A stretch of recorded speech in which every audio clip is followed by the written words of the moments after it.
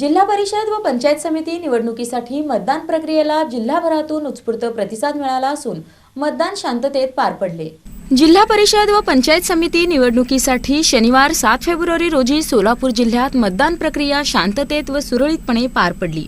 जिल्ह्यातील विविध मतदान केंद्रावर मतदारांचा उत्स्फूर्त प्रतिसाद दिसून आला असून प्रशासनाकडून चोख बंदोबस्त व आवश्यक सुविधा पुरविण्यात आल्या आहेत। उत्तर सोलापूर तालुक्यातील तिऱ्हे येथे निवडणूक प्रक्रिया शांततेत पार पडली असून मतदान केंद्रावर मतदारांची चांगली गर्दी पाहायला मिळाली आहे। प्रशासनाच्या नियोजनामुळे कोणताही अनुचित प्रकार घडलेला नाही। कामठी खुर्द परिसरातही जिल्हा परिषद व पंचायत समितीचे मतदान शांततेत झाले। सकाळपासून मतदारांचा उत्साह दिसून आला। मतदारांनी आपला हक्क बजावण्यासाठी लवकरच मतदान केंद्राकडे गर्दी केल्याचे चित्र पाहायला मिळाले।